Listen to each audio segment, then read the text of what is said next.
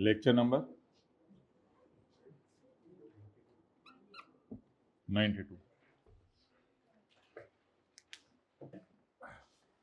निकालें जी chapter 20।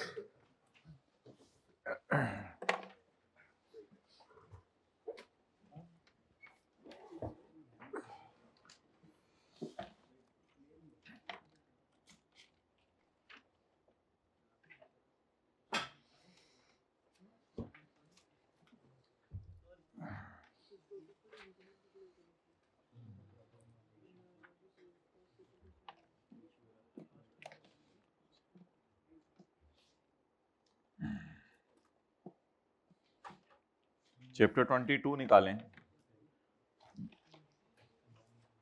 Homework में परसों कौन से सवाल दिए थे? 50 और 52 पूरा था? ए और बी दोनों थे? ए था ना? हाँ। Under the cess briefly explain whether the following considered as taxable activity.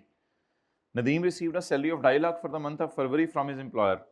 Nadeem ने अपने एम्प्लॉयर से 2.5 लाख सैलरी ली है। बताएं जी क्या ये टैक्सेबल एक्टिविटी है या नहीं है?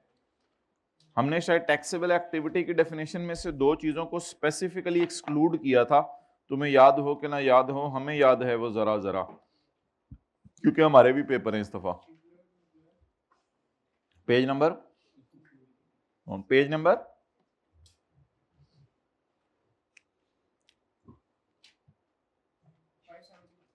575 लो ये, but does not include activity carried on as a services provided by employee to an employer, so this is not a taxable activity.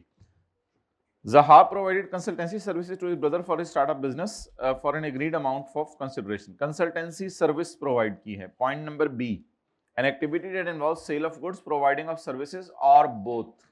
तो providing of services को आपने लिख के आना था कि that is also a taxable activity. Done? Okay. Shahzeb played the piano की वो होती नहीं थी बॉल पॉइंट, पियानो की बॉल पॉइंट, वो वाली प्ले की है।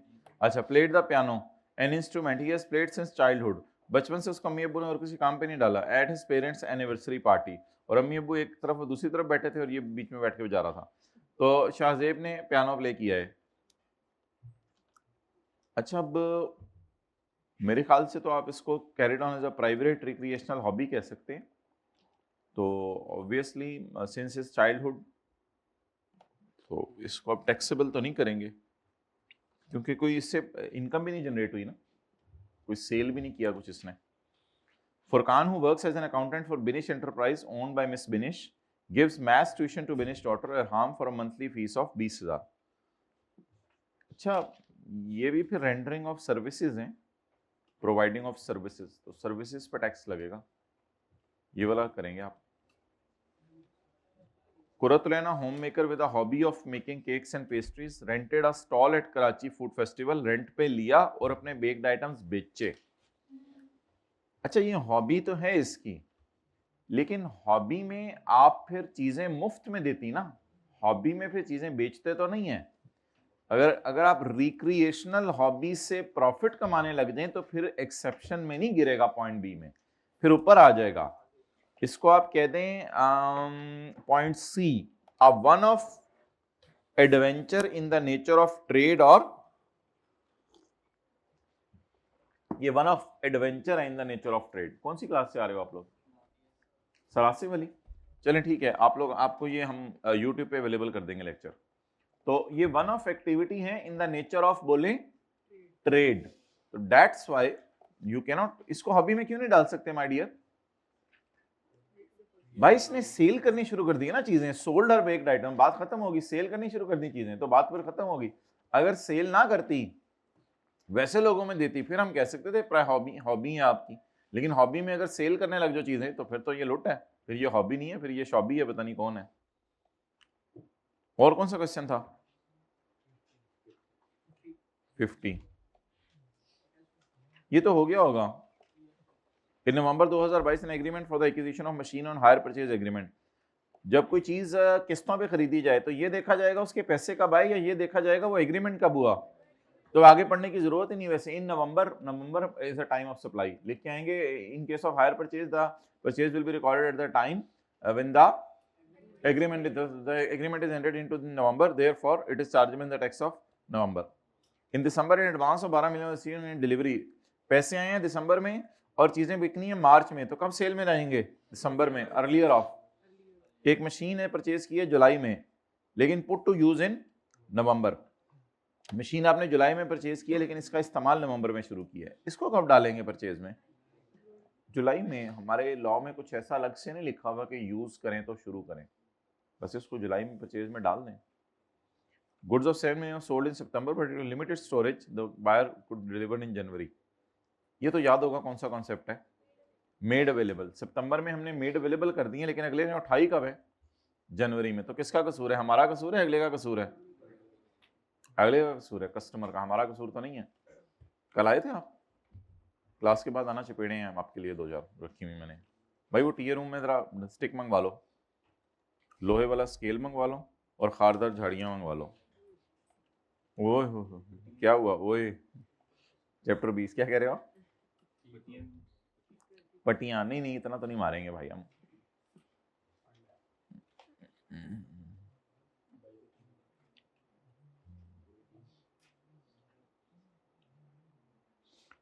Page number 592।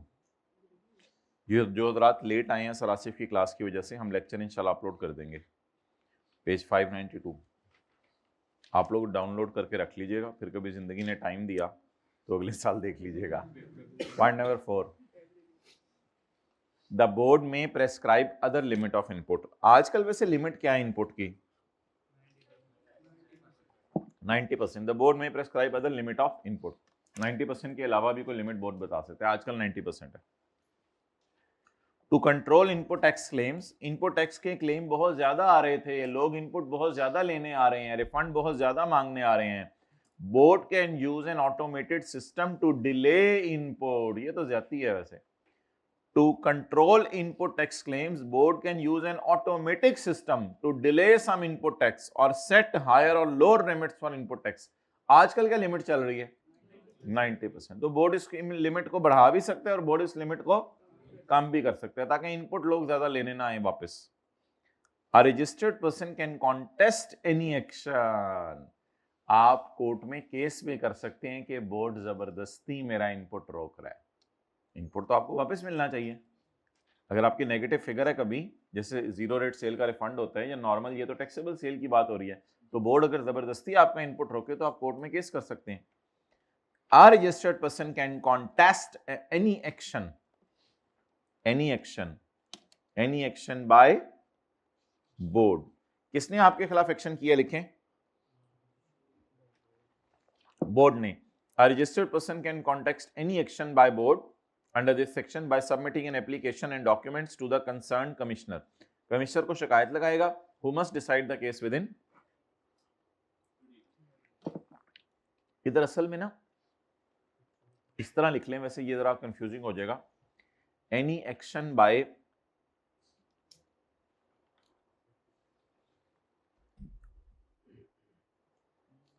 असल में चैप्टर 15 के टॉप पे हमने पढ़ा था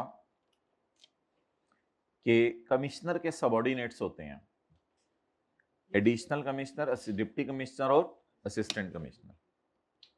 तो इनको कहते हैं ऑफिसर्स, एडिशनल या मिसाल के तौर पे डिप्टी कमिश्नर। अगर ये एक्शन लेते हैं तो फिर आप कमिश्नर को शिकायत लगा दें, इस तरह लिख लें।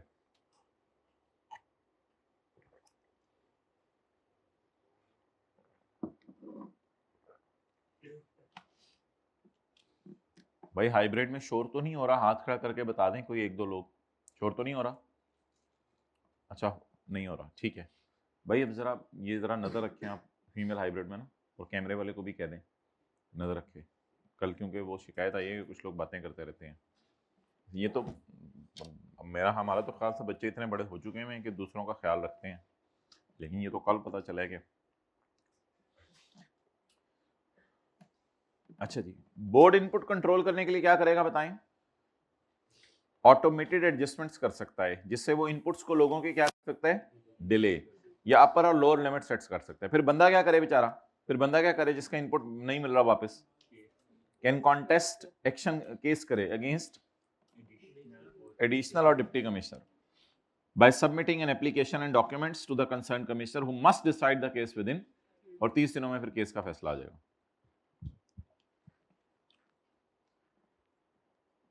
अच्छा जी, जो लोग पाकिस्तान में इलेक्ट्रिक व्हीकल्स बना रहे हैं वो न्यूमेरिकल ऐसे सॉल्व किया करेंगे। उनका आउटपुट है 93 और इनपुट है 170। उनको मैक्सिमम इतना इनपुट माइनस करने की इजाजत होगी जो उनका आउटपुट है। आप तो कह रहे होंगे ये सजा दी है इन्होंने इलेक्ट्रिक व्हीकल्स बनाने वालों को। असल में बात यह कि इलेक्ट्रिक व्हीकल्स बनाने वाले कुछ मसला कर रहे थे कि इलेक्ट्रिक व्हीकल्स बनाने वाले ऐसा कर सकते हैं कि बना बनाया सामान सारा बाहर के मुल्क से मंगवा लें और पाकिस्तान में ना बनाएं। इस वजह से इनकी कॉस्ट ऑफ परचेज बहुत ज़्यादा बढ़ रही थी। तो इनको ये इनकरेज किया जा रहा है कि पाकिस्तान में चीज़ें परचेज करें ताकि आपकी कॉस्ट ही कम आए। तो बहरहाल लॉजिक क्या है, लीव इट, हमें तो लॉजिक उसने पूछनी नहीं, बस सादा सी बात याद रख लें। Input tax allowed for locally manufactured electric shall be allowed up to output. So what is output? 93. What is input? But what will be allowed up to output? No refund or carry forward of excess input shall be allowed. ये dead हो जाएगा। कितना minus करना चाह रहे थे, कितना minus हुआ? यहां 90% की रिस्ट्रिक्शन भी नहीं लगेगी, यहां पूरा ही माइनस हो जाएगा। कितना माइनस हुआ? 93। कितना फिर कभी नहीं, फिर कभी नहीं, ये फिर कभी हो ही नहीं सकता, ये डेड हो जाएगा क्योंकि लिखा हुआ है नो रिफंड और carry forward of excess input shall be allowed. तो ये 1-2 नंबर का सवाल आ सकते हैं पेपर में। गिल्टी क्या होती है? वो जो बन जाती है जिस्म के ऊपर, हाथ हो गई, एन ऑडिटर फाउंड गिल्टी। भाई ऑडिटर ने कोई गलती की, N auditor found guilty of misconduct, auditor ने कोई गलती की इन furnishing the above certificate. Above certificate कौन सा था? वो ये वाला था, ये भी मैं आपको रिवाइज करवाऊंगा ये कौन सा वाला था। An auditor found guilty of misconduct in furnishing the above certificate shall be referred to the council. इसको आईकैप के हवाले कर दिया जाएगा। ऑडिटर को किसके हवाले कर दिया जाएगा? आईकैप के। फॉर फिजिकल एक्शन, अच्छा डिसिप्लिनरी एक्शन, मैंने कहा डंडे सोटे मारने आईकैप में। सीए करने के बाद भी लोग 2 नंबरियां करते हैं। अच्छा, फिर ही 0.5 डला होगा। बहरहाल वो कह रहे फरिश्ते थोड़ी हैं, इंसान तो है ना, तो पता होना चाहिए नहीं गलती करनी है। Auditor found guilty of misconduct in furnishing the above certificate. 2 number certificate अगर ऑडिटर सीए करने के बाद भी बना के दे तो फिर उसको आईकैप के हवाले कर दो, उससे पूछो ये क्या लॉन्च किया तुम लोगों ने। For disciplinary action under chartered accountants ordinance. अच्छा, जो टायर 1 रिटेलर्स होते हैं वो बड़े रिटेलर्स होते हैं छोटे? Tyre 1 retailer does not integrate his retail outlet during a tax month. अगर अपने रिटेल आउटलेट को तुम इंटीग्रेट नहीं कराओगे, the adjustable input for whole of that tax month shall be reduced by 60%। आपका इनपुट 60% से रिड्यूस हो जाएगा। आउटपुट कितना है इस बंदे का? इनपुट कितने से रिड्यूस हो जाएगा? 60% से। है कितना? 40। रिड्यूस कराएं 60% से, 40 का 60%, तो जवाब क्या बना? 16 रुपए सिर्फ। ओहो, तो आपको सिर्फ 16 रुपए माइनस करने की इजाजत। बोले बड़े रिटेलर्स अगर अपना सिस्टम एफबीआर से इंटीग्रेट ना करवाएं तो इनका इनपुट 60% डेड हो जाएगा। 40 से 100%, इसका 60% आ गया ये, और ये डेड हो जाएगा। और माइनस फिर सिर्फ कितना करने की इजाजत है? 16।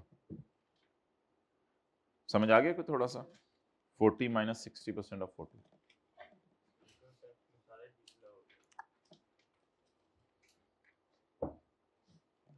डेबिट एंड क्रेडिट नोट पढ़ने की जरूरत नहीं है, इसके लिए अलग सेक्शन है अगले चैप्टर में, वो हम इंशाल्लाह पढ़ लेंगे। Refund of input tax, input tax का रिफंड मिलना। अच्छा जी, अब हम ऐसा करते हैं कि हम सेक्शन 8B और 10 को जो है वो यहां रख के समझ लेते हैं।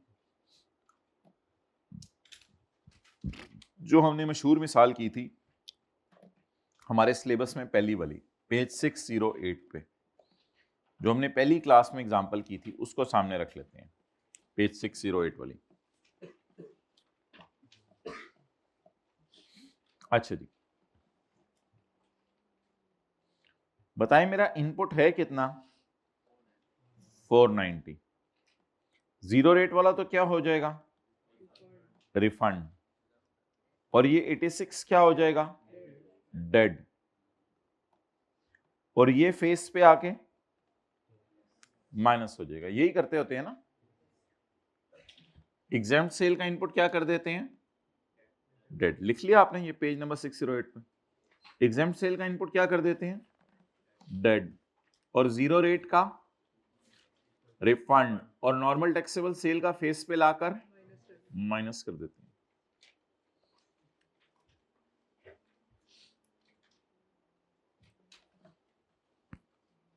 अच्छा,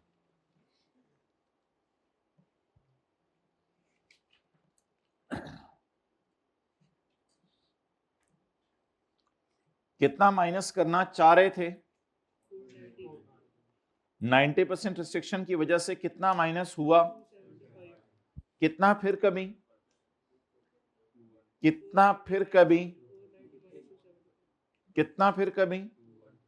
215। न्यूमेरिकल का महीना कौन सा? जनवरी। कल हमने पढ़ा था कि इस जनवरी के इनपुट को आप बनाएंगे फरवरी का इनपुट। ना माइनस हो सका तो कैरी फॉरवर्ड करेंगे और मार्च का इनपुट बनाएंगे। फिर भी ना माइनस हो सका तो कैरी फॉरवर्ड करेंगे और अप्रैल का इनपुट बनाएंगे। फिर भी ना माइनस हो सका तो कैरी फॉरवर्ड करेंगे, मई का इनपुट बनाएंगे।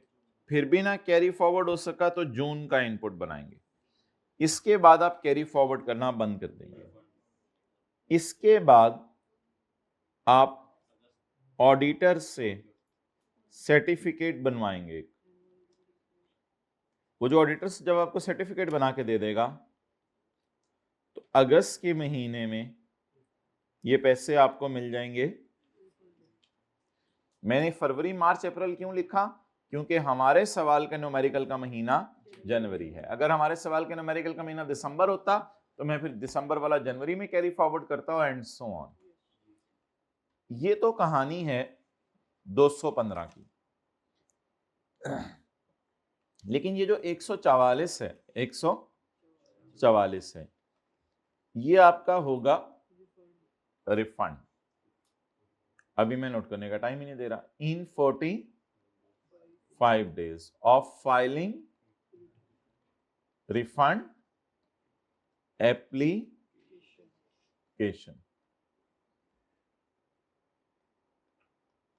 applied normally by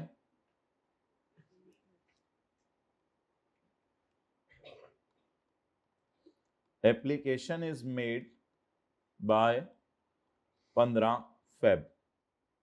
ये जरा नई बात है, एप्लीकेशन 15 फरवरी तक आपने देनी है। 144 का रिफंड लेने के लिए, मैं नोट करने का टाइम नहीं दे रहा, 144 का रिफंड लेने के लिए आपने एप्लीकेशन 15 फरवरी तक देनी है। 15 फरवरी की लॉजिक तो आपको पता है। हमारा महीना कौन सा न्यूमेरिकल का? जनवरी। जनवरी की रिटर्न कब तक जमा कराएंगे? 15 फरवरी तक। तो 15 फरवरी तक जाके या 14 फरवरी तक या 13 या 10 फरवरी को जाके बता दें मुझे रिफंड चाहिए। जितनी जितनी जल्दी रिफंड एप्लीकेशन देंगे उतनी जल्दी 45 दिन खत्म होंगे।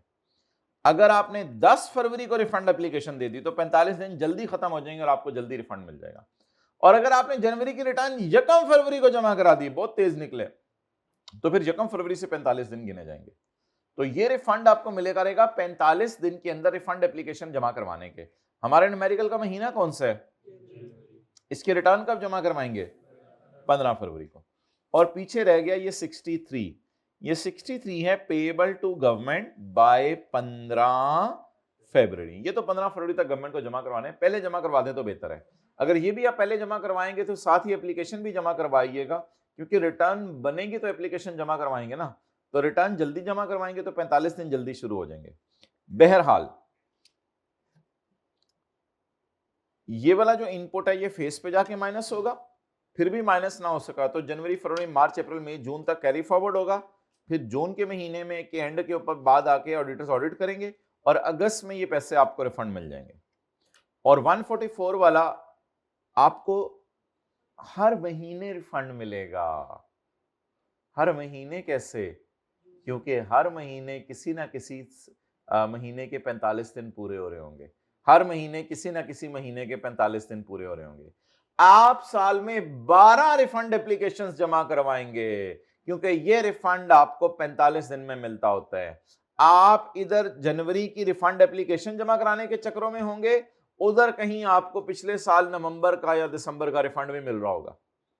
फिर एक सर्कल चल पड़ेगा पूरे साल, तो 12 रिफंड होंगे हर साल 12 रिफंड होंगे। तो लिख लें 215 के बारे में जो लिखना है।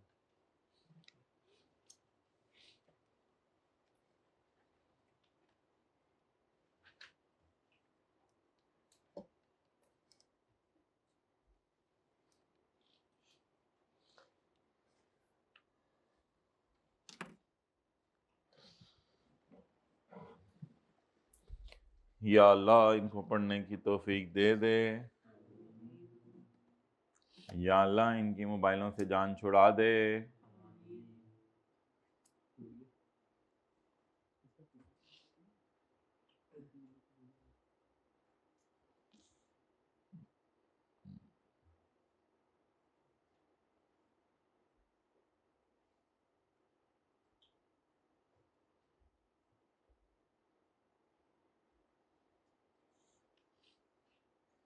या अल्लाह इनको नेक औलाद दे दे।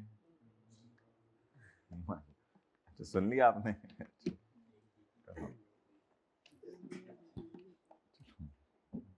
अम्मी अब्बू ना सुन रहे हो लेक्चर ऑनलाइन वालों के, कीड़े चक्कर पाछ रहे सारे महीने में। हो गया जी। मुलाकात बाद में तो होनी नहीं जिंदगी में, तुमने कहा अभी जो जो कहना कह रहे।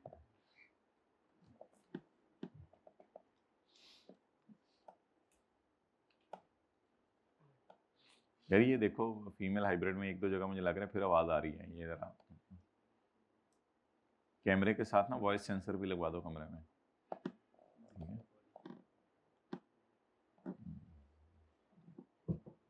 आज जरा चुप रह के देखें क्लास ली जाती है।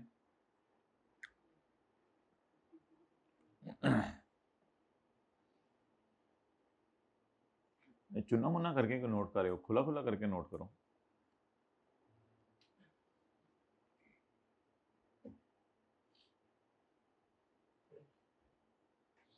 चलें साथ वाले के कंधे पे सर रखे, मीनवाइल फिर हम आगे चलते हैं।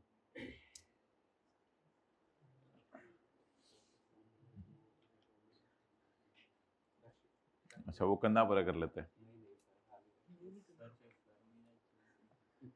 सर से सर मिला, जुओं को क्या कहते हैं इंग्लिश में? लिखें नाइस।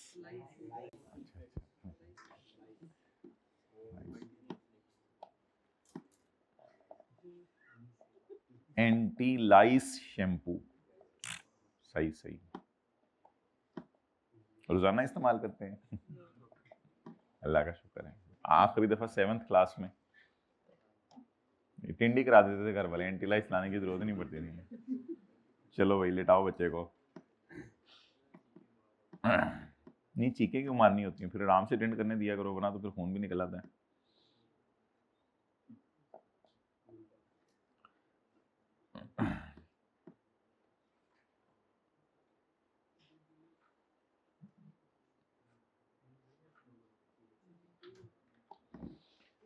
ये 144 की बात हो रही है अभी, 144 की।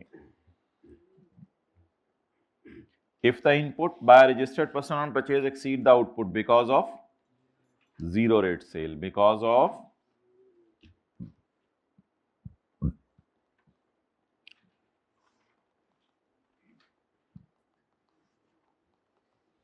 अगर मैं एक्सपोर्ट करूंगा चीजें तो मेरा न्यूमेरिकल ऐसे सॉल्व होगा ना,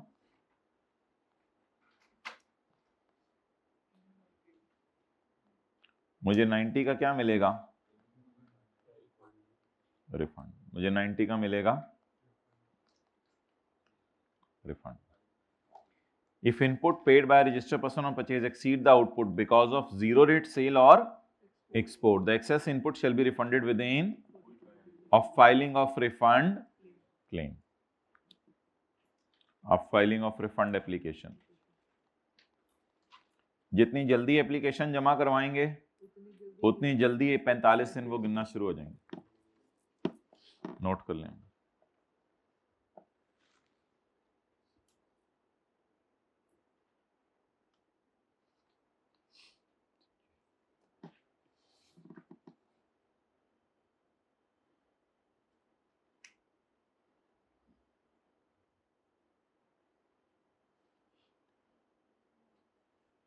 ओके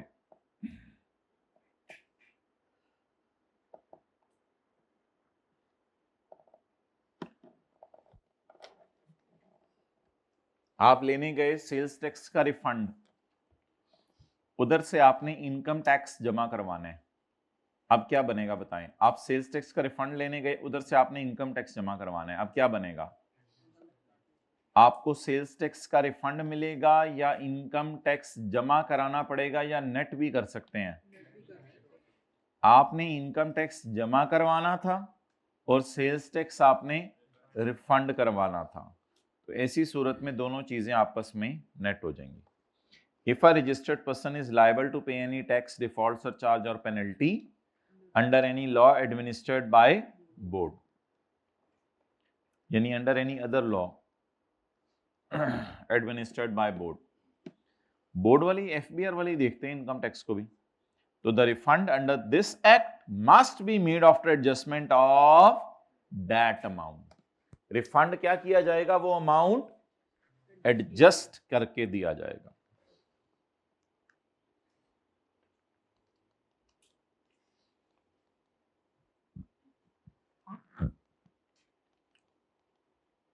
रिफंडेबल सेल्स टैक्स है 70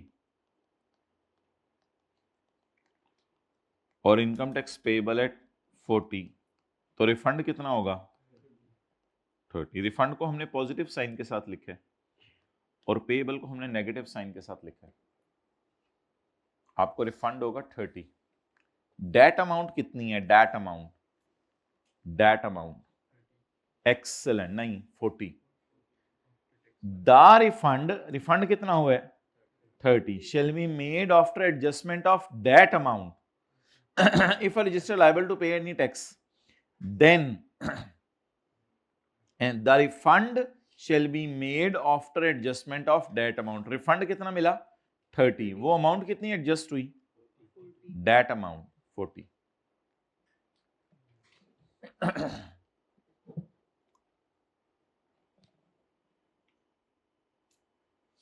चलिए जी, मेहरबानी हाइब्रिड में थर्ड रो जरा सफा ना पलटें, अभी ये नोट कर लें पहले। हाइब्रिड थर्ड रो, अच्छा बॉल पॉइंट निकलने लगी। लो ये तो पहले दसना चाहिए, साढ़ा थे लेक्चर ही खत्म होने वाला है। ये साथ वालों को जरा फिक्र करनी चाहिए दाएं बाएं वालों बॉल पॉइंट इस्तेमाल कर रहे हैं या नहीं कर रहे। और भी भाई किसी ने बॉल पॉइंट शॉल पॉइंट निकालनी है तो निकाल ले। और बेटा सर्दियां सही बैठे होते हो घर में टांगों पे रजाई डाल के,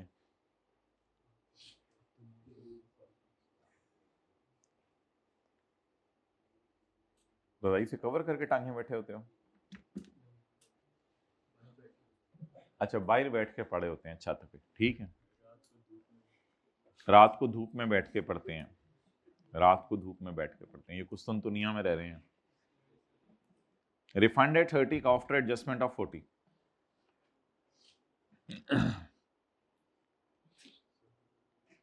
जब भी कोई बंदा क्लेम करेगा इनपुट टैक्स क्रेडिट या रिफंड, इसको इनपुट टैक्स क्रेडिट भी कहते हैं, रिफंड भी कहते हैं इस 90 रुपए को।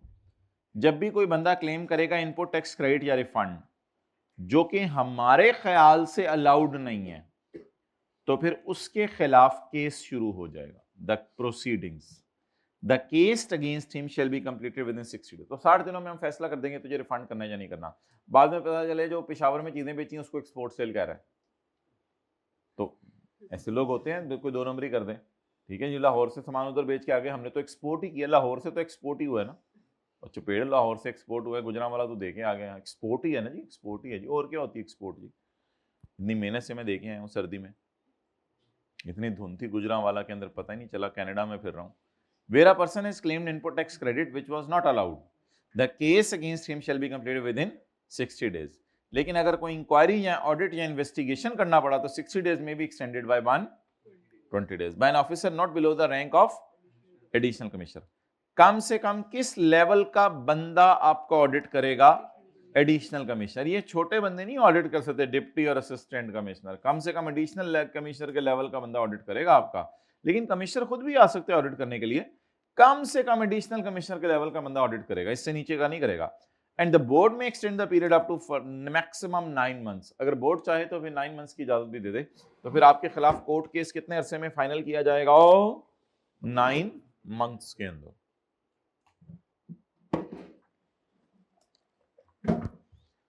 अब जरा आप इन दोनों में फर्क देख लें। ये जो कल पढ़ा था सेक्शन 8B, एक registered person shall not be entitled to minus input exceeding 90% of output। एक रजिस्टर्ड बंदे को मैक्सिमम कितना इनपुट माइनस करने दिया जाएगा? Up to 90% of output. जो ज्यादा इनपुट होगा उसको क्या कर दिया जाएगा? अगले महीने, और उसको अगले महीने का इनपुट बना दिया जाएगा। बोर्ड इसके रिफंड का तरीका भी बता सकता है। कैरी फॉरवर्ड होते होते होते होते मैंने आपको बताया जून तक कैरी फॉरवर्ड होगा और अगस्त में क्या हो जाएगा? रिफंड। लेकिन फिक्स्ड एसेट जिसमें मशीन और इलेक्ट्रॉनिक कैश रजिस्टर है उसको 90% तक रिस्ट्रिक्ट नहीं किया जाएगा।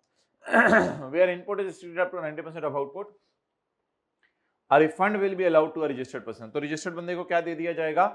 रिफंड। रिफंड का तरीका बोर्ड ने बता दिया हुआ है।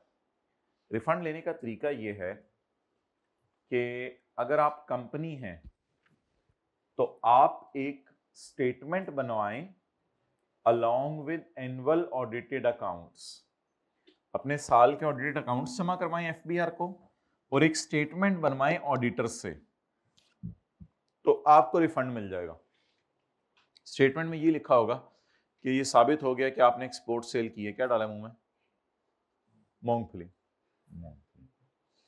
इन केस ऑफ अदर पर्सन और अदर पर्सन के केस में the person should fulfil the conditions and restrictions specified by board. The refund shall be made on yearly basis. Refund साल में सिर्फ एक दफा होगा। किस महीने में? इन द कौन सा महीना? Second month after the end of financial year. और आगे लिखा हुआ था बोर्ड इस लिमिट को चेंज भी कर सकता है, बढ़ा भी सकता है, कम भी कर सकता है, और अगर आपको कोई मसला है तो फिर आप एतराज है तो आप केस कर दें इसके खिलाफ। लेकिन ये जो था ना ये वाला ये हमारा वो वाला नहीं है, ये हमारा एक्सपोर्ट सेल का रिफंड है। तो एक्सपोर्ट सेल का रिफंड कितने दिनों के अंदर होगा? रिफंड एप्लीकेशन जमा करवाने के 45 दिन। लेकिन अगर आप एक्सपोर्ट सेल का रिफंड लेने गए और उधर से आपने कोई और टैक्स भी जमा करवाना है तो फिर ऐसी सूरत में क्या होगा? ऐसी सूरत में एडजस्टमेंट करनी पड़ेगी। अच्छा 11B को छोड़ें, ये हम चैप्टर 15 जब करेंगे तो उसमें सेक्शन 124 जब करेंगे तो फिर ये वहां से समझ आएगा, अभी समझ नहीं आ सकता।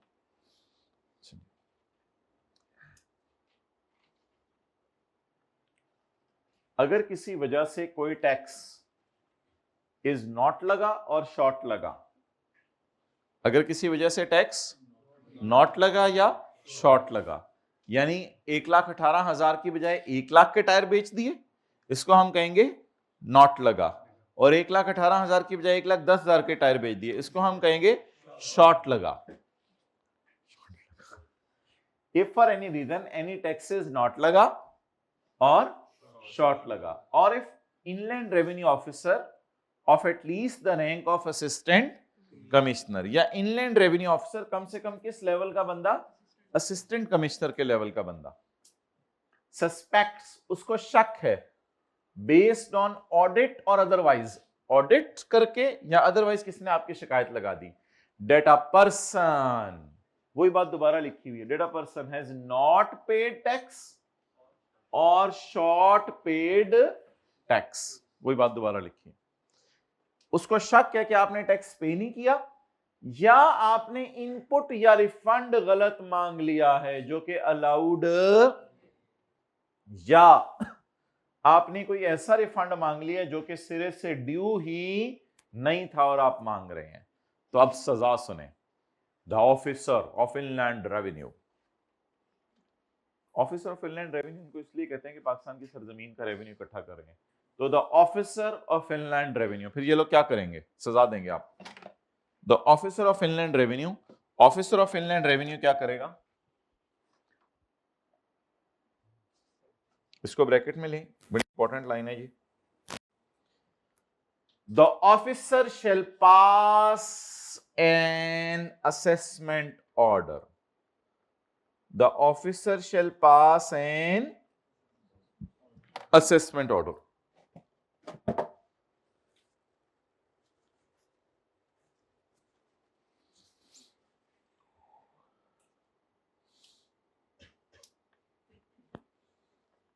अच्छा ये इधर आए, 2 सफ़े आगे।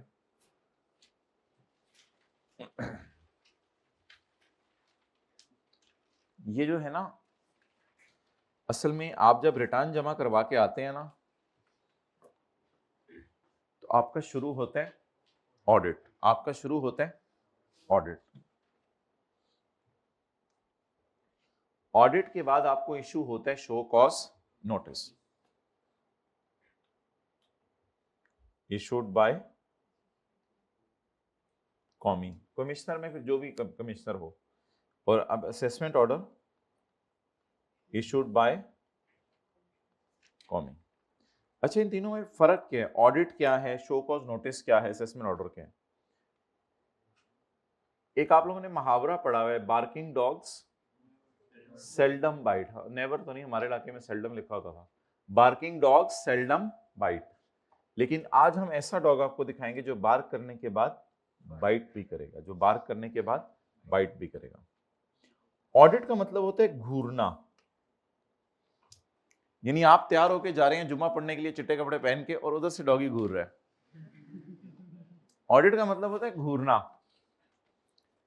शो कॉज नोटिस का मतलब होता है आपके करीब आके वाउ वाउ बार्किंग। और असेसमेंट ऑर्डर का मतलब होता है काटना, बाइट। मतलब लिखें जी तीनों का। टैक्स वाले भी इसी तरह करते हैं, पहले घूरते हैं, फिर आके आपके सामने, फिर उसके बाद, अच्छा इसके बाद टीका लगवाना पड़ता है माय डियर, यहां हम इंशाल्लाह पढ़ेंगे। इसके बाद आपको टीका लगवाना पड़ेगा, किसके बाद, असेसमेंट ऑर्डर के खिलाफ। अच्छा कोई आपके इलाके में ऐसे तो नहीं डॉगीज के वो बार करके चले जाएं और टीके लगवा रहे हो आप, अबू बहुत जोर से भौंका था, अबू मुझे टीका लगवा दें, वो एडवांस में, अबू ऐसा तो नहीं होता। तो याद रखिएगा टीका हमेशा नहीं, घूरने के बाद टीके तो नहीं लगते, वो पहले प्लानिंग करता है, वो घूरता है, फिर आपके करीब आके बार करते हैं। लेकिन बार्किंग डॉग सेल्डम बाइट नहीं, बार्किंग डॉग्स अल्हम्दुलिल्लाह bites, barking dogs bite, barking dogs do bite. इसके बाद यू हैव टू लगवा टीका। इसके बाद आपके पास कोई चारा नहीं कि आप टैक्स पे करें, इसके बाद आपको टीका लगवाना पड़ेगा, यानी पैसे जेब से निकालने पड़ेंगे। यू हैव टू पे टैक्स। अब आपके पास कोई चारा नहीं है, जब असेसमेंट ऑर्डर आपके घर आ जाता है ना, तो फिर कोई चारा नहीं है। अच्छा अब तीनों में मतलब क्या होता है, बड़ा सादा सा मतलब है। ऑडिट शुरू हुआ, जनरल टायर वालों आपने ये 1 लाख के टायर किसको बेचे थे, उन्होंने कहा जी हमने होंडा को बेचे थे। आपने 1,18,000 बिल क्यों नहीं बनाया जी, ये वजह वो वजह जी, सॉरी जी आइंदा नहीं करेंगे, चुप, वजह बताओ। ऑडिट के दौरान गलती पकड़ी गई तो टैक्स वाले कहेंगे वजह बताओ, क्यों ना आपके खिलाफ एक्शन लिया जाए, शो कॉज, शो कॉज, वजह बताएं, शो कॉज नोटिस आपको इशू किया जाएगा। इसके बाद आपके पास ऑप्शन होती है कि मस्जिद के रास्ते में अगर दरख्त है तो दरख्त पे चढ़ जाए, टीपी विल रिप्लाई। ये याद रखिएगा, ये आपके पास ऑप्शन है सिर्फ, टीपी विल रिप्लाई। या दोस्त के मोटरसाइकिल पे चढ़ जाए जो पीछे से आ रहे हैं, टीपी विल रिप्लाई। लेकिन कई दफा वो खींच लेते डॉगी है, उसका भी लेवल होता है, टीपी विल रिप्लाई। यहां पे आपको रिप्लाई करने की ऑप्शन होगी। टैक्स वाले आपको क्या कहेंगे पहले आके, बेटा शो कॉज, वजह बताओ क्यों ना आपके खिलाफ एक्शन लिया। ये बार्किंग हमने बड़ों से सुना था, it is an intention to bite, ये होता है ना। वो और क्या होता है, वो ये होता है कि आपके कपड़े बड़े अच्छे लग रहे हैं आज मुझे, वो ये नहीं होता। वो ये होता है कि आपके कपड़े व्हाइट हैं, थोड़ा सा मैं लाल ज्यादा होगी, तो लाल ही होता है ना खून, उसको समझ नहीं आ रही थी। अच्छा सफेद हुआ है खून, कौन से इलाके में रहते हो जरा बताओ, नहीं इलाका बताओ, आज किस इलाके वालों का खून सफेद हुआ है? आपके इलाके में सबका, अच्छा, नहीं हमारे इलाके शुक्र हालात बेहतर है अभी। अच्छा तो मेहनत करो ईमान की। ऑडिट, शो कॉज नोटिस और assessment order issued by commissioner.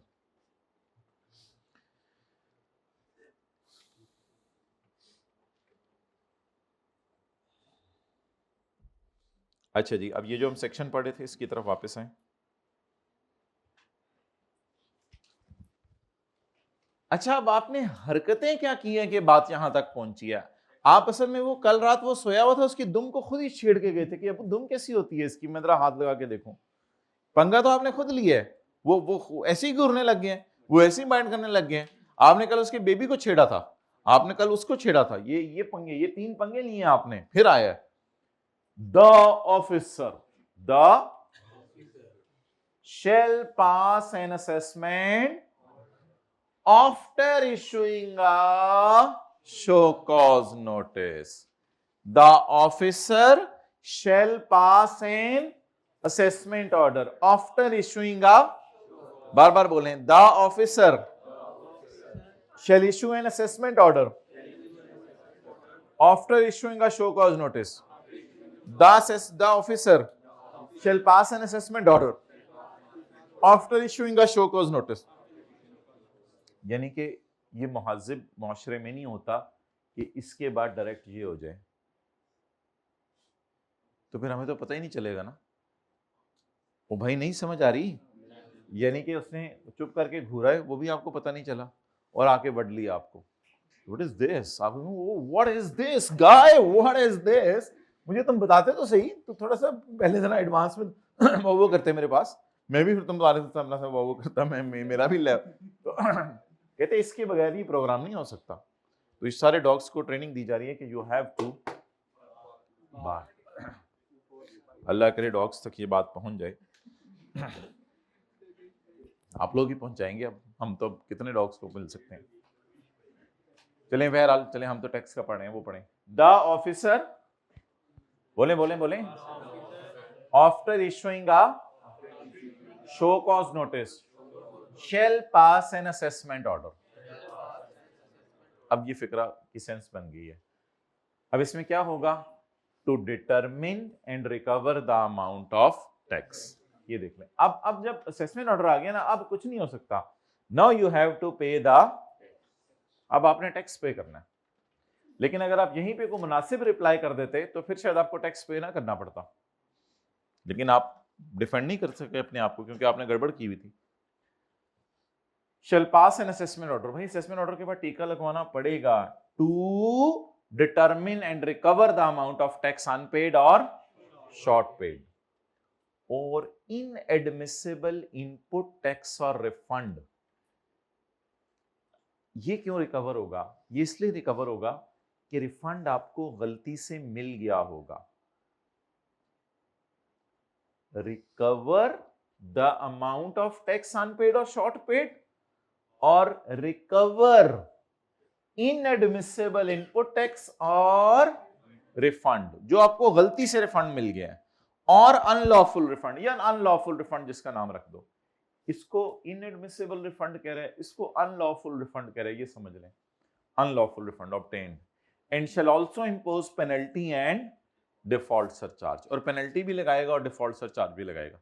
Penalty और डिफॉल्ट सरचार्ज में एक छोटा सा फर्क होता है, शायद मैंने आपको पहले भी बताया था। पेनल्टी होता है जुर्माना, डिफॉल्ट सरचार्ज होता है लेट पेमेंट पर इंटरेस्ट, पेनल्टी होता है जुर्माना। जुर्माने की अमाउंट्स हमारे सिलेबस में शायद हल्की फुल्की, पता नहीं इस दफा उसने डाली है मेरे ख्याल से, मैं देखता हूँ। पेनल्टी होता है जुर्माना, जुर्माना ये होता है कि आपने ये जुर्म किया है, हमें 10,000 दो, ये जुर्माना होता है। और डिफॉल्ट सरचार्ज ये होता है कि आपने ये जुर्म किया है, इस जुर्म की वजह से इतने दिन गवर्नमेंट के खजाने में लेट पैसे गए हैं 15 दिन, तो 15 दिन 20 दिन जितने दिन लेट पैसे गए हैं उसका इंटरेस्ट पे करो। तो ये छोटा सा एक फर्क होता है पेनल्टी और डिफॉल्ट सरचार्ज में। This section shall not apply to proceedings initiated under section 37A of the act. वो सेक्शन अगर हमारे सिलेबस में हुआ तो देख लेंगे। कहते हैं जिस बंदे के खिलाफ सेक्शन 37A शुरू हो चुका है उसके ये सेक्शन नहीं लगेगा, उसमें हम कोई और सेक्शन नहीं लगाएंगे। द ऑफिसर, ऑफिसर से मुराद ना ये होते हैं ऑफिसर, एडिशनल, डिप्टी और assistant. The officer may also disallow input if taxpayer is unable to provide a receipt or invoice। ये तो हमने इनकम टैक्स में भी पढ़ा था कि जिस भी परचेज की आप रसीद या इनवॉइस आपकी मिस हो जाए तो वो परचेज आपकी डेड हो जाएगी। The officer may disallow input if the taxpayer is unable to provide a receipt या invoice of a transaction where a tax is not levied, नहीं लगा, तो it shall be recovered as tax fraction into 18 divided by 118 of the VOS, value of supply।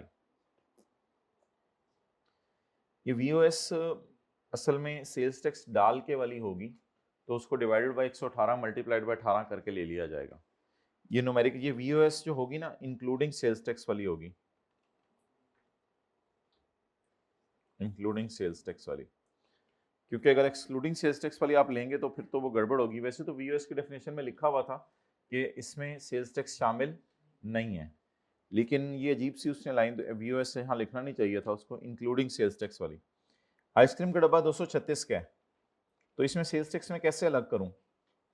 ये figure 118 पे है तो figure 18, तो फिर सेल्स टैक्स कितना बना? 36, तो इसको कहते हैं फ्रैक्शन।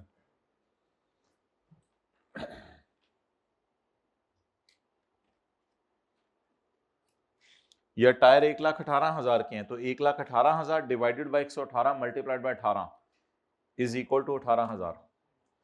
गाड़ी 1,18,00,000 की है, तो 1,18,00,000 divided by 118 multiplied by 18 will give us 18 lakh.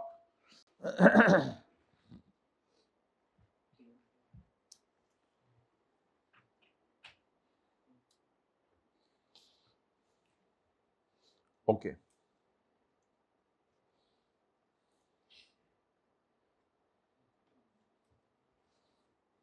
Chapter 21 में आ जाए।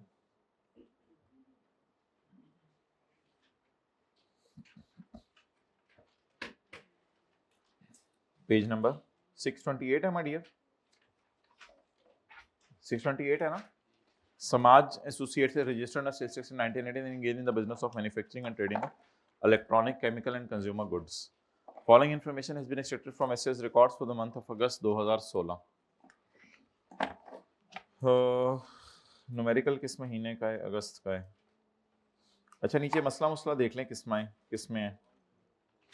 Packing raw material include colours ये लिखा हुआ है, और कहीं लिखा हुआ है इंक्लूड कलर्स?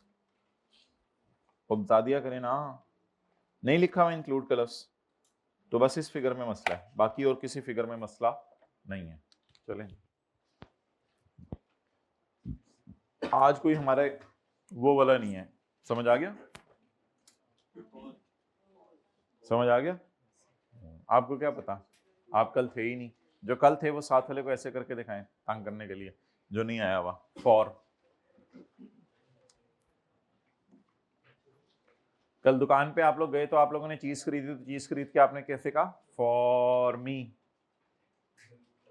नहीं, रिवीजन किया करें, फॉर मी एंड यू। चपेड़ क्या?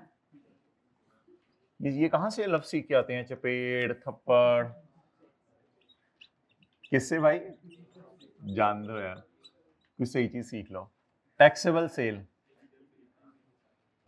on which no further tax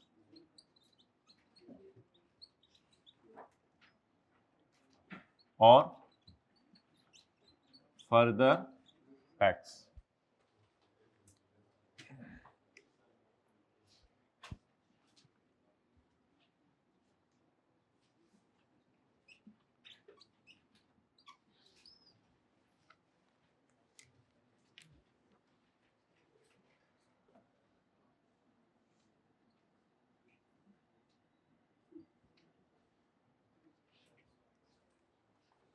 पुत्र की सोच रहे हैं तू? किनियां लेना गिन रहे हैं? फेस वास्ते मुंह वास्ते पहला सफा छड़छड़िया कर। किसी दिन खुला टाइम निकाल के आए दोपहर 3 बजे, रात 11 बजे तक हैं? पेपरों के बाद इंशाल्लाह, ठीक है जी। पेपरों के बाद कर लो गलते, फड़ लो कान।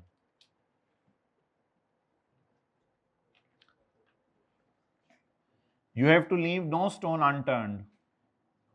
रास्ते में जाते हुए हर ईंट उठा के देखा करें।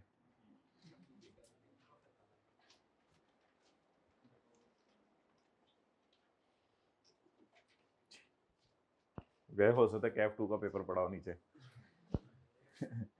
Cell to registered customer, wholesaler, dealer, retailer. भाई जिस मर्जी को सेल है, बस सेल सेल है, सेल सेल है। बोले sale to registered customers, wholesalers, dealers, retailers.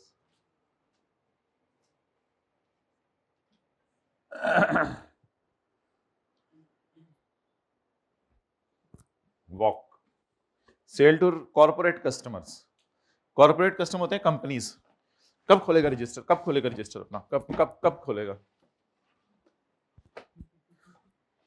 Cell to corporate customer. Corporate customers कौन होते हैं? कंपनीज। कंपनीज।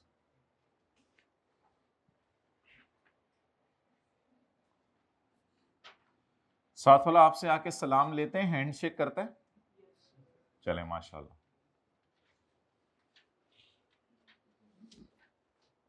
कुछ लोग हैंडशेक करते हैं, हाथ इतनी जोर से पकड़ लेते हैं, बंदा कहते हैं अल्लाह सलाम नहीं, तेरी मेहरबानी। कितनी जोर से क्यों सलाम लेते हैं लोग? कहीं प्यार, प्यार नहीं मार। Sale to corporate customers. इनको मैन्युफैक्चर्ड गुड्स दी थी, इनको परचेज गुड्स। मैन्युफैक्चर्ड गुड्स का मतलब है चीजें बना के बेची, और परचेज का गुड्स का मतलब है उसको चीजें हमने खरीद के बेच दी। तो कई दुकानदार चीजें खरीद के बेचते हैं और कई लोग फैक्ट्री बना लेते हैं तो वो चीजें बना के बेचते हैं।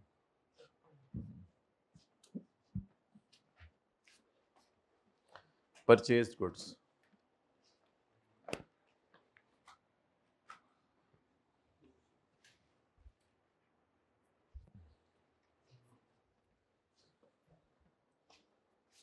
Cell to unregistered person. कितनी भाई? मैं देख लेता हूं, मैं देख लेता हूं।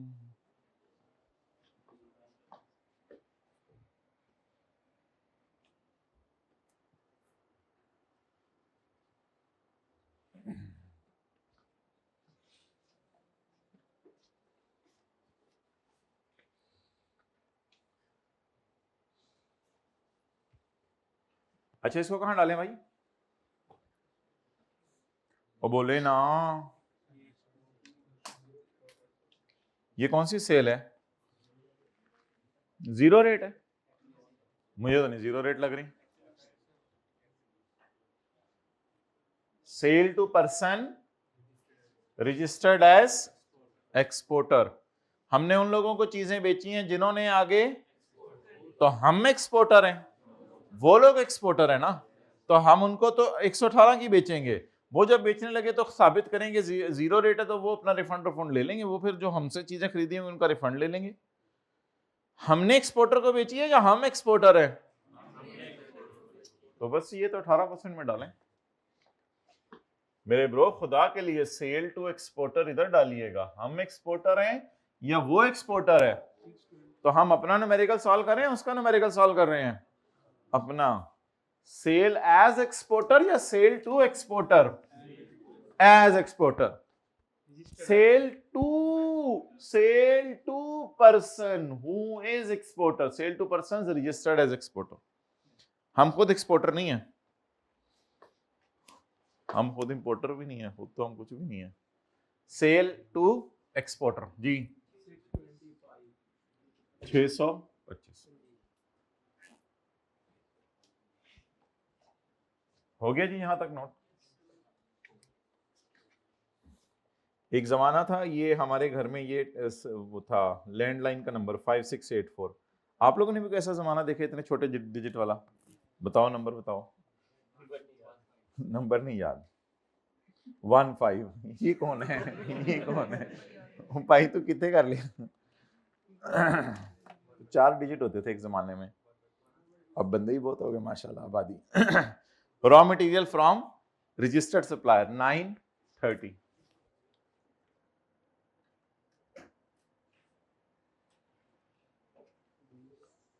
अच्छा उसमें मसला है? नहीं नहीं मसला भाई अजीब ऐसे लोग हैं, आप लोगों ने बताया ही नहीं। मसला तो इसमें है, पैकिंग मटेरियल में मसला तो इसमें है। 930 raw material purchase from registered supplier. जी बोले 930 into 18%।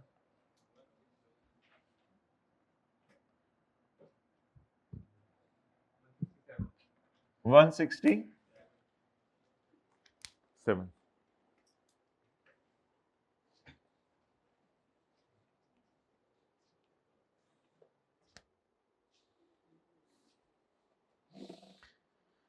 Finish goods from unregistered person. बताएं जी किन लोगों से चीजें खरीदी हैं? क्या परचेज के मौके पे 18% पे किया होगा या नहीं किया होगा? नहीं किया होगा। जो परचेज हम अनरजिस्टर्ड से करें उसे क्या करेंगे? हाँ, परचेज फ्रॉम अनरजिस्टर्ड कितने की? Rupees 725 inadmissible. ओके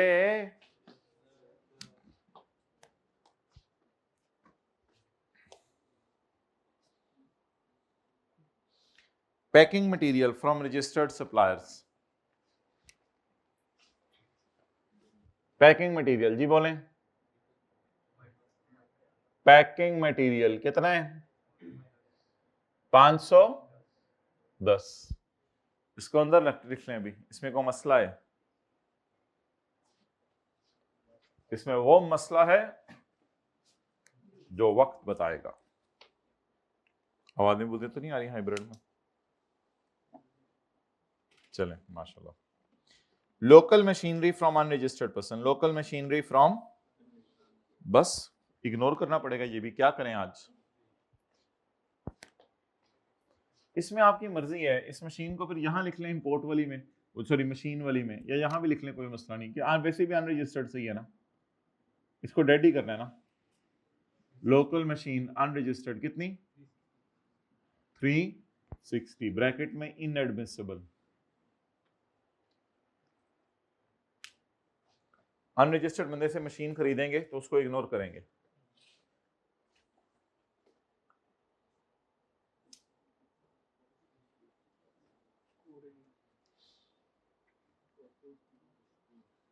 ओके आगे आ जाए। Purchases from cottage industry. Purchase from cottage industry. Purchase from, अच्छा जी, आप छोटी सी इंडस्ट्री से चीज खरीदने गए, ये मेरे ख्याल से होमवर्क में भी था एक सवाल के अंदर। तो आप छोटी सी इंडस्ट्री से चीज खरीदने गए, तो जब आपने परचेज की कॉटेज इंडस्ट्री से, तो मुझे बताएं आपने परचेज करते हुए टैक्स पे किया होगा या cottage industry is not liable to be registered? तो it is sort of purchase from unregistered person, ये अनरजिस्टर्ड है लेकिन it is not liable to be registered, तो ये भी परचेज अनरजिस्टर्ड बंदे से ही है। तो परचेज फ्रॉम कॉटेज इंडस्ट्री आप इग्नोर किया करेंगे। हाँ अगर कभी सेल आ गई टू कॉटेज इंडस्ट्री उसको नहीं इग्नोर करना। सेल टू कॉटेज इंडस्ट्री उसकी अलग बात है। अभी मैं क्या कह रहा हूं? Purchase from cottage industry. Purchase from cottage industry ignore करनी है, सेल टू कॉटेज इंडस्ट्री तो आपने चार्ज करनी है। सेल टू कॉटेज इंडस्ट्री का मतलब समझे क्या है? एक मिनट, कोई कॉटेज इंडस्ट्री वाला आपके पास आया, आपने उसे चीजें सेल की, तो ये तो आपका कस्टमर है, आप उसको 118 की बेचें, he is not liable to be registered, तो आप फर्दर टैक्स ना लगाएं। तो अब एक मिनट देख लें जरा, परचेज फ्रॉम कॉटेज इंडस्ट्री यहां जाया करेगी डेड होके, zero. Purchase from cottage industry और सेल टू कॉटेज इंडस्ट्री 18% पे जाया करेगी। सेल का तो मतलब है ना वो हमारा कस्टमर है। अब तो सेल टू कॉटेज इंडस्ट्री पे आप जिंदगी में 18% लगा दीजिएगा और परचेज फ्रॉम कॉटेज इंडस्ट्री को पेपर में इग्नोर कर दीजिएगा।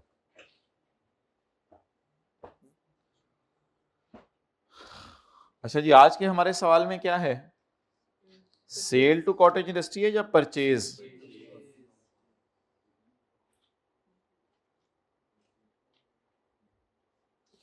भाई वो हैंडआउट मैंने मांगा हुआ है फेयर 2 वाला, सॉफ्ट फॉर्म में भेजा अभी तक। वो टैग तो गलत हो गया, ये वाला शायद।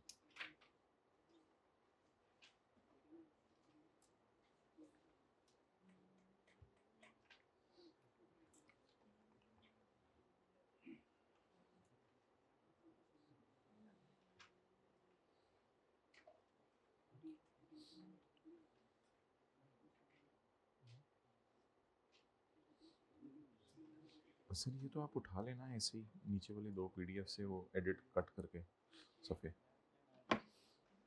अच्छा जी, आगे चलें। Done. Purchase from cottage industry,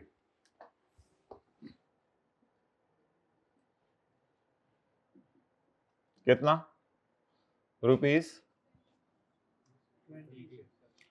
₹20 inadmissible.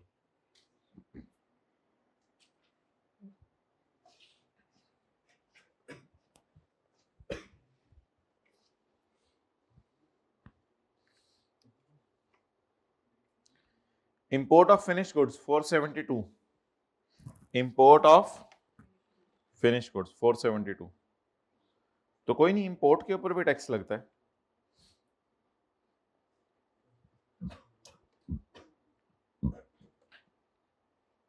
बल्कि हमने पढ़ा था पेज 579 पे कि इंपोर्टेड गुड्स पे जो टैक्स लगेगा वो कस्टम ड्यूटी और फेडरल एक्साइज ड्यूटी डाल के लगेगा। तो इसमें आप पढ़ा हुआ है 20% कस्टम ड्यूटी, तो पड़ी रहने दें या 20% निकाल दें? पड़ी रहने दें, कस्टम ड्यूटी पड़ी रहने दें, उस पर भी लगने दें टैक्स। किधर थे कल? बोले कहां थे आप कल? मोहतरम बोले, मोहतरम आपकी बोलती क्यों बंद होगी? बोले मोहतरम, बोले मोहतरम कहां थे आप कल? 85 क्यों नहीं बोल रहे आप? बोलो अंजुम, बोलो, खुदा के लिए बोलो अंजुम, बोलो ना, किधर थे? बोल ही नहीं रही है। नहीं केड़े पिंडों आए हो?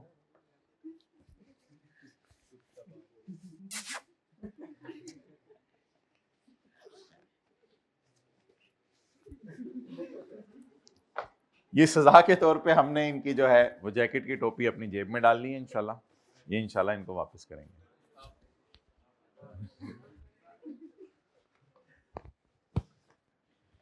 अच्छा मोहतरम, इसका क्या करें आप? पॉइंट नंबर 1 का क्या करें? पॉइंट नंबर 1 का क्या करें माय डियर?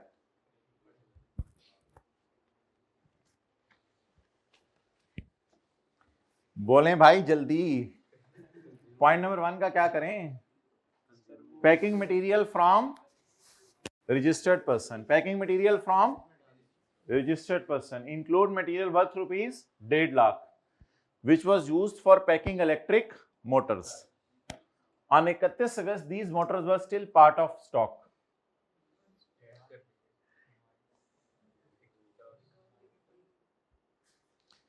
कहते हैं असल में पैकिंग मटेरियल में 1.5 लाख रुपए का पैकिंग मटेरियल ऐसा है, टोटल पैकिंग मटेरियल कितना है?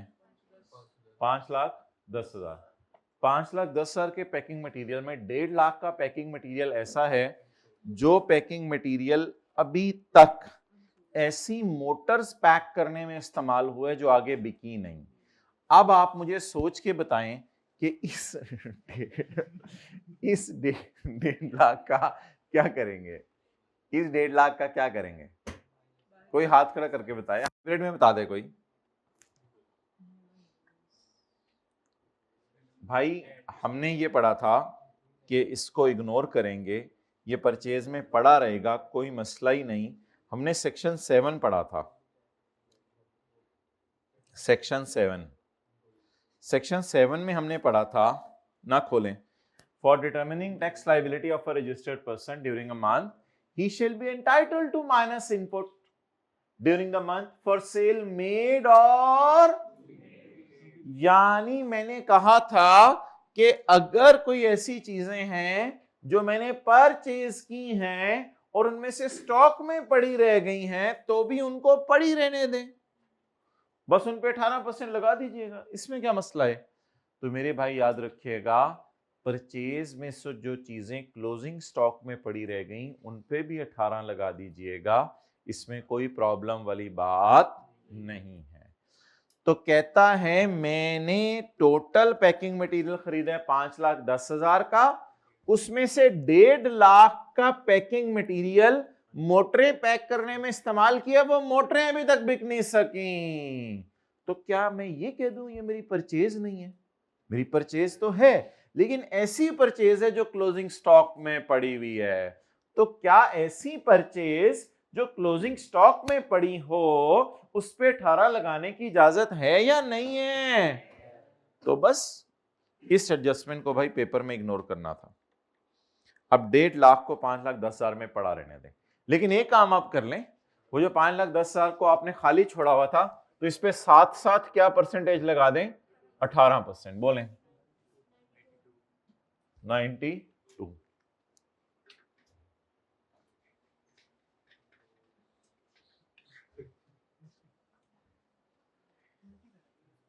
उल्टी बनाई है, ठीक है भाई, हो गया क्लियर। तो भाई अगर क्लोजिंग स्टॉक किस में पड़ा रह जाए? बोले परचेज में पड़ा रह जाए तो इसमें कोई मसला नहीं है, इसमें कोई मसला नहीं है। चलें जी आगे। A registered supplier had supplied goods to SA, बताएं ये सेल है परचेज है? A registered supplier had supplied goods to us, excellent, purchase है। किस महीने की है? अगस्त की है। However, we did not receive the invoice from the supplier। अच्छा ये कॉन्सेप्ट अब पहली दफा मैं आपको करवा रहा हूं। we did not receive the invoice, section 7 का 2 जो है ना, वो ये कहते हैं कि आप परचेज अगर चीजें कर लेना तो you can not record input unless you hold invoice. तो अब लिखें आप, आपके पास बिल नहीं है, सेक्शन 7 के 2 की रोशनी में, सेक्शन 7 के 2 की रोशनी में, I do not hold invoice, ये मसला है। मसला बताएं क्या है? I do not hold invoice, मेरे पास बिल नहीं है चीजों का। तो भाई परचेज रिकॉर्ड करने के लिए खाली चीजें आना जरूरी नहीं है, बल्कि उनका बिल भी होल्ड करना जरूरी है। अच्छा वैसे सेल रिकॉर्ड करने के लिए ऐसी शर्त नहीं है, सेल में बिल की शर्त ही नहीं है, पैसे आए या चीजें बेच दें, whichever is earlier. Sale में उसने बिल बुल की बात ही कोई नहीं की, सेल्स में असल में हुकूमत को फायदा होता है ना। परचेज रिकॉर्ड करने के लिए शर्त है कि आपके पास क्या होना चाहिए? डू आई होल्ड इनवॉइस या I have yet not received invoice? आप बताएं ये परचेज में पड़ा हुआ तो माइनस कर दें, परचेज में पड़ा हुआ तो माइनस कर दें, नहीं पड़ा हुआ तो फिर क्या करें?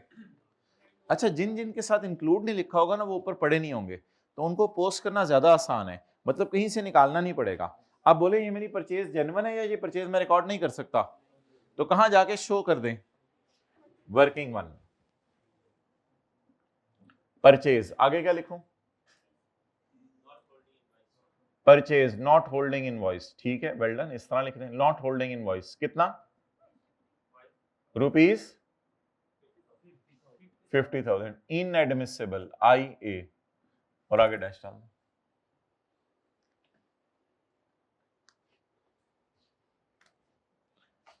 तो परचेज के लिए उसका क्या होना जरूरी है? बिल, इनवॉइस होना जरूरी है।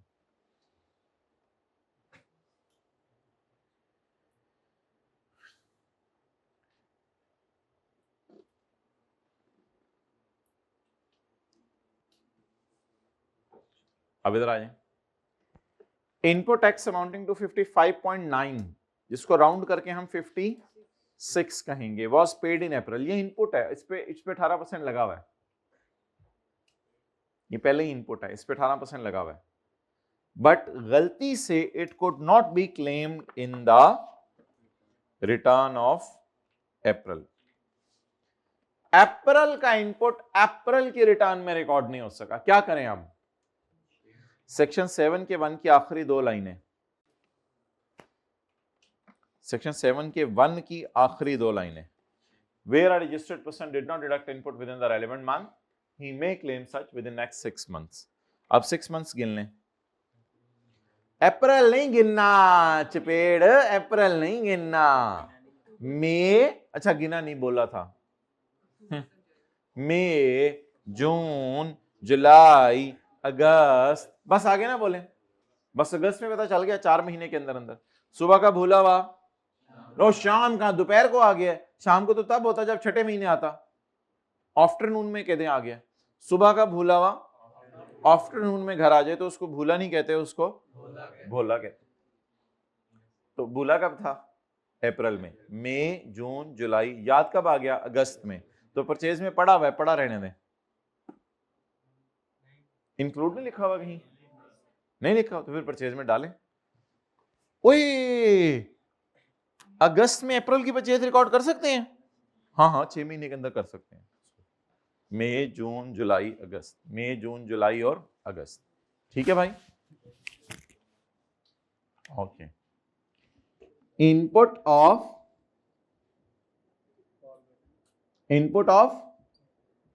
अप्रैल कितना? 56, इनपुट ऑफ अप्रैल 56। ये किसके बाल हैं? भालू के बाल हैं या ये असली होते हैं या आर्टिफिशियल होते हैं?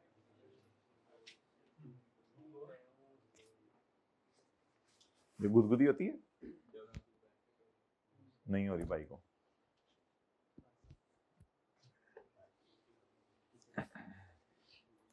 आगे बढ़े जी।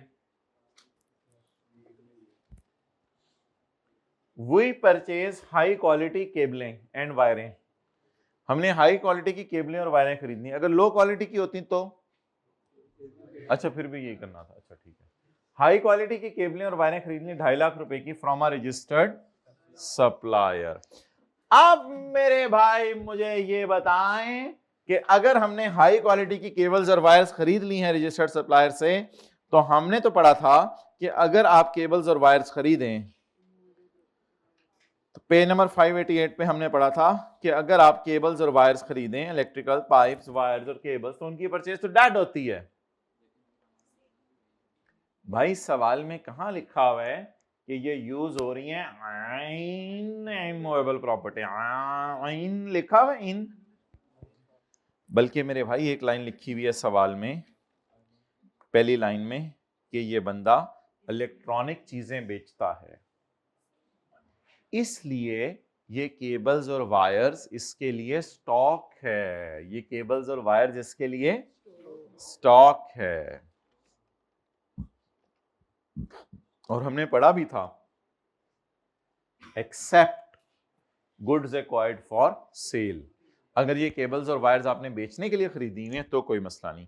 ऊपर से मिला के पता चला कि हमारा बिजनेस कौन सा है? इलेक्ट्रॉनिक आइटम्स का, इसलिए ये परचेज रिकॉर्ड करने की इजाजत है।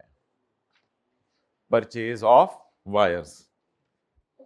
चलिए, वर्किंग 2 अगर आपको तंग कर रही है तो मिटा दें यहां से, तो आगे चलें।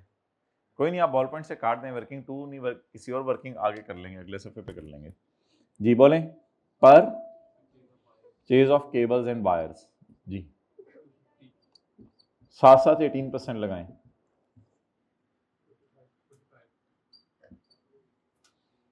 $45।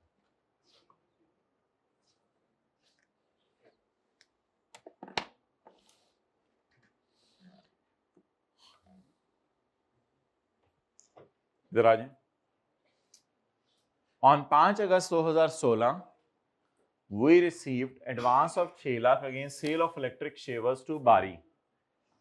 SA agreed to deliver the goods in September.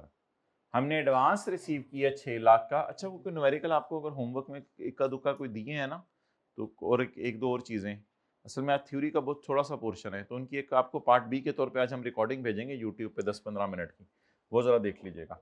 जो न्यूमेरिकल एक होमवर्क में दिया था परसों तरसों, उसमें भी एक दो मसला है, तो उसको भी डिस्कस करके इंशाल्लाह आपको भेज देंगे रिकॉर्डिंग। लेट के बस ले लीजिएगा, हो सकता है उसमें ये जो चैप्टर नंबर है ना हमारा 22, इसके कोई थ्योरी के पास्ट पेपर भी देख लें, ताकि वो चीज़ भी साथ साथ कवर हो जाए। आगे फिर टाइम नहीं है, तो लेट के ले लीजिएगा घर में, क्लास में आके ले लें ऊपर 12:45 पे, अगर कोई क्लास नहीं है तो।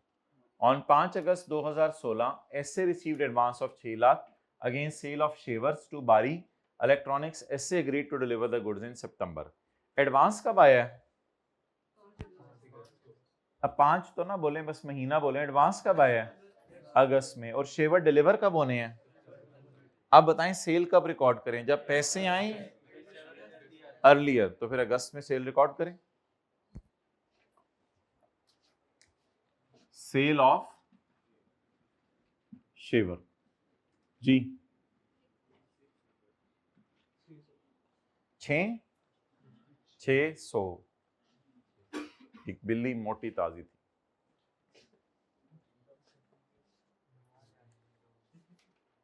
बिल्ला पतला ताजा था। Point number 6, another machine purchased for 2 lakh, it is inclusive of sales tax। एक और मशीन खरीदी है 2 लाख की, इसमें सेल्स टैक्स पड़ा हुआ है, तो इसका मतलब है ये फिगर 118 पे पड़ी हुई है। ये फिगर किस पे पड़ी हुई है? 118 पे, हालांकि किस पे पड़ी होनी चाहिए थी? 100 पे। तो अब ये फिगर 118 पे पड़ी हुई है। ये ऐसा कभी भयानक लाइन आ गई ना, it is including sales tax, तो इसको डिवाइड कर दीजिएगा 118 से और मल्टीप्लाई 18 से, तो ये अजीब सी लाइन है। तो इधर डालें लाइन। अच्छा, एक दो लाइनें इधर छोड़ दें, एक दो लाइनें इधर छोड़ दें। इनपुट मशीन वर्किंग 1.1, वर्किंग 1.1 कर लो, या बस ऐसे हेडिंग दे दो, जैसे भी कर। 2 lakh into divided by 118, 2 lakh divided by 118 multiplied by 18, multiplied by 100 क्यों करना है? मुझे तो 18 चाहिए ना साथ साथ, तो मुझे तो इनपुट चाहिए, तो मैंने इनपुट हेडिंग दी है 31। तो ये पहली दफा हमने देखा कि कभी कभी जिंदगी के किसी मोड़ पर हमें ये भी हो सकता है।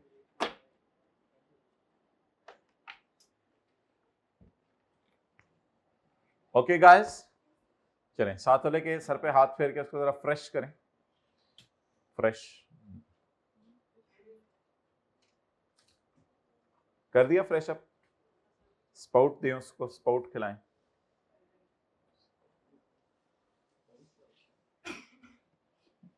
फल खाया करें। स्पाउट कितने की आती है? स्पाउट एक बबल है 50 रुपए की है, जान दे यार। पॉइंट नंबर 7, ऑन 10 फरवरी 2016, 10 फरवरी 2016 को तपती धूप में दोपहर को SA ने लिक्विड नाइट्रोजन परचेज कर लिया, वो भी liquid, worth ₹3 lakh. Mughal chemicals के पास गया था नाइट्रोजन लेने के लिए, रजिस्टर्ड सप्लायर, उधार पर मुगल खानदान से उधार पे चीजें लेने की जसारत की इसने। On 15 August we paid the outstanding amount to MC by way of a cross cheque, और 15 अगस्त को हमने उस क्रेडिटर को पेमेंट भी कर दी। बताएं जी ये कौन सी प्रोविजन है?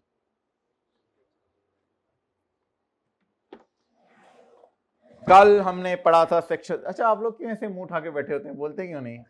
कल हम लोगों ने पढ़ा था सेक्शन 73 में कि हमने क्रेडिटर को पेमेंट करनी है 180 दिन में। कल हमने पढ़ा था सेक्शन 73 में कि हमने क्रेडिटर को पेमेंट करनी है 180 दिन में।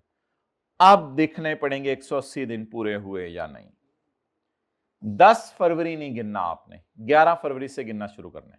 लेकिन अगर उंगलियों पे गिनना है तो 11 से गिनना शुरू करें। अगर कैलकुलेटर पे गिनना है तो फिर लिखें 28 माइनस 10। उंगलियों पे गिनना है तो 11 से गिनना शुरू करें, कैलकुलेटर पे गिनना है तो फिर 28 माइनस 10 लिखें। जी, फरवरी में कितने दिन? मैं जरा देखना चाह रहा हूं, 29 का है फरवरी। ओ, लीप का साल है ब्रो यू आर ग्रेट। मार्च में 31, अप्रैल में यार 180 दिन पूरे हो गए होंगे, मैं जरा पूरे हो गए हैं नहीं, यानी कि वो जग के अंदर दूध डाल रहे हो तो एक ध्यान रखना चाहिए ना, एकदम पूरा हो गया तो फिर तो बाहर निकल आएगा। पूरे हो गए 180? नहीं अभी यार, मुझे लग रहा है पूरे हो गए होंगे 180। जब होने लगे ना तो मुझे बता दीजिएगा।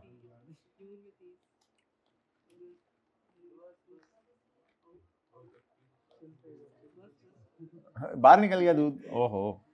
रोक दीजिएगा बस मुझे, जब आपको मुनासिब लगे तो मुझे रोक दीजिएगा।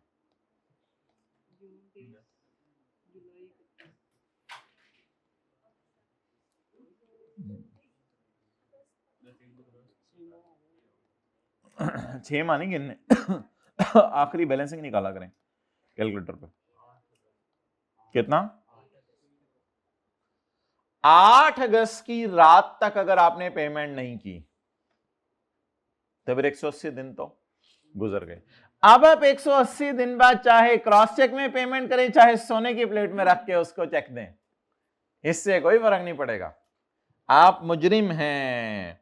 बल्कि समाज की बीवी ने कहा होगा, समाज को इसने 9 अगस्त की सुबह कहा होगा, ले मुजरिम नाश्ता कर। समाज ने कहा, बेगम, मेरी बेगम, मैंने तुझे पूरी जिंदगी रखा बेगम, मैंने क्या जुर्म कर दिया बेगम? बेगम ने बोला, as per sales tax act 1990 section 73, you have not made the payment of rupees 3 lakh to Mughal Chemicals, which you were supposed to make a payment by 8th August. So mujrim, please have an egg and paratha with chai. ले मुजरिम नाश्ता कर। आपको पता है, मुझे पता है, मैंने बुक में डाला ना, अनमैरिड है तो कीड़े पिंडू आते हैं। अच्छा भाई, आप इसका तरीका सुने, मारेगा वो। इसका तरीका सुने। इसका तरीका यह है कि इसको आपने फरवरी के महीने में डाला था वर्किंग 1 में। इसका तरीका ये हुआ करेगा कि ये फेब में गया था वर्किंग 1 में पॉजिटिव साइन के साथ। अब सजा ये होगी कि अगस्त में वर्किंग 1 में जाएगा नेगेटिव साइन के साथ। अगस्त में वर्किंग 1 में जाएगा नेगेटिव साइन के साथ। अगर 15 अगस्त की बजाय हमने पेमेंट कर दी होती 6 अगस्त को, तो फिर तो कोई मसला नहीं था। कब तक पेमेंट कर सकते हैं? 8 अगस्त तक। 8 अगस्त तक पेमेंट हो सकती थी। और पेमेंट कब हुई? 15 अगस्त को। तो लेट हुई है, सजा मिलेगी। आपने 180 दिन के बाद पेमेंट की है, सजा ये मिलेगी कि वर्किंग 1 में ये कब गया होगा? जब खरीदा होगा। खरीदा कब होगा? फरवरी में। तो आज वर्किंग 1 में इसकी सजा दें।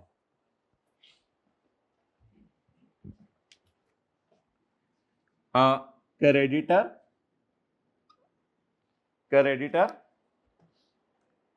पेड आफ्टर, बोले आफ्टर 180 डेज। कितना है? जरा 18%, 54। इसको नेगेटिव साइन के साथ लिखना। कुछ थोड़ा समझ आया? ये परचेज डेड करनी है या बस माइनस सॉर्ट ऑफ करनी है? माइनस करनी है। इस परचेज के माइनस करने का क्या होगा, वजह क्या होगी? हाँ, फरवरी में रिकॉर्ड हुई भी है। माइनस करने की वजह ये होगी, हमारे सवाल के न्यूमेरिकल में पड़ी हुई है या फरवरी के न्यूमेरिकल में पड़ी हुई है? और आज अगस्त के न्यूमेरिकल में आके इसको कैसे सजा दें? माइनस कर दें। डन। बादशाह सलामत, काली लाल हाजिर है।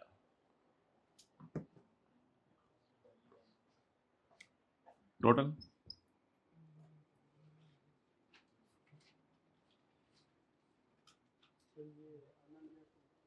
क्या आखिरी पॉइंट मैं करवाऊंगा।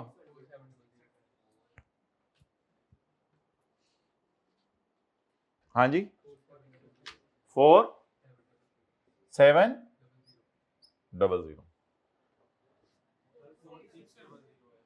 लड़ लो 4600 है।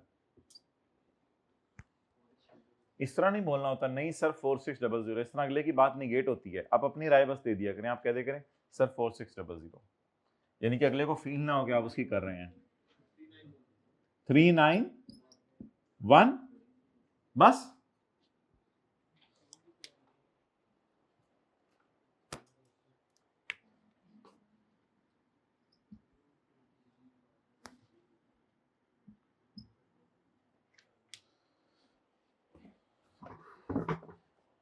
उठो बेटा, आंखें खोलो, बिस्तर छोड़ो और वर्किंग 2 कर लो। Apportionment of input. अपोर्शन करना है इनपुट, अपोर्शन करना है इनपुट। ओ बोलो क्यों क्यों क्यों करना है अपोर्शन?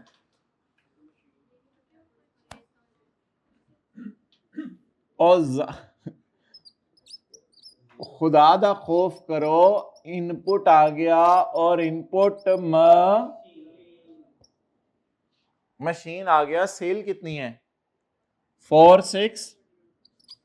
अब इसने जीरो रेट सेल की नहीं, एग्जाम सेल की नहीं, खाली लाल के छोटे छोटे खने बादशाह सलामत ने कहा पुत्र किदे विच टोटे टोटे करने, वो ऑलरेडी टुटिया था।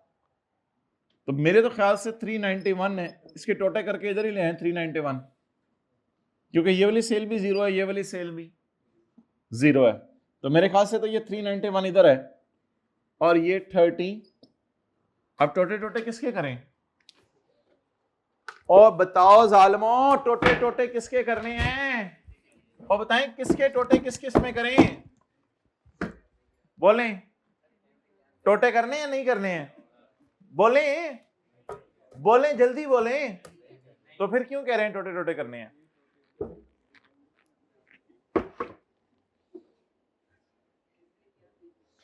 ठीक है मेरे भाई, तो मैं ये कह रहा था कि इसके बिल्कुल आपने टोटे टोटे नहीं करने, क्योंकि ऑलरेडी ये सिर्फ कौन सी सेल है? बोले टैक्सेबल सेल है। Got it? तो अब इसके टोटे करने की जरूरत नहीं। न्यूमेरिकल का फेवर बॉल पॉइंट मुंह जो कट ऐसे होंडों के करीब लेके जाते हैं, छुप छुप के ऐसे हल्का सा चूस के फिर निकाल देते हैं। दिस बहुत मजा आता है सर। सर आप कभी इंजॉय करें, आपको क्या पता, जिंदगी करीब से कभी देखें। अच्छा सेल कितनी है? 4600 इंटू 18%। हाँ जी बोलें 8 to 8 less input lower of actual कितना है? 391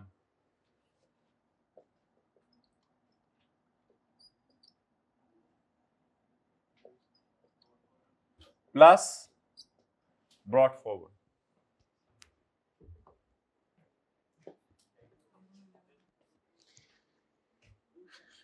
पिछले महीने इधर आना कैमरा, पिछले महीने 90% रिस्ट्रिक्शन की वजह से 10,000 माइनस नहीं हो सका, तो वही है ना, अजीब तरीके से फिक्रा लिखा हुआ है, लेकिन वही है पिछले महीने का ब्रॉट फॉरवर्ड। कितना?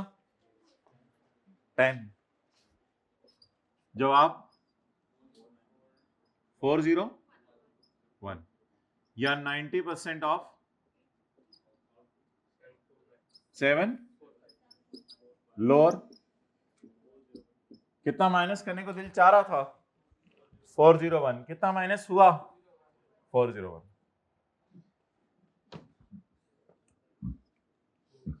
हाँ जी, मशीन का इनपुट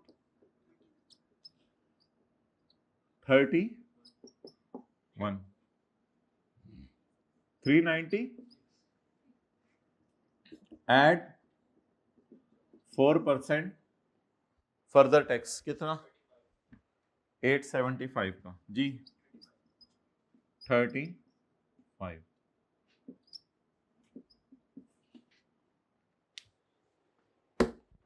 जाएंगे छुट्टी तेरी मेरी कुट्टी भाई अपोर्शनमेंट क्यों नहीं की अपोर्शनमेंट क्यों नहीं की क्योंकि जीरो रेट सेल और एग्जाम्प्ट सेल ही नहीं है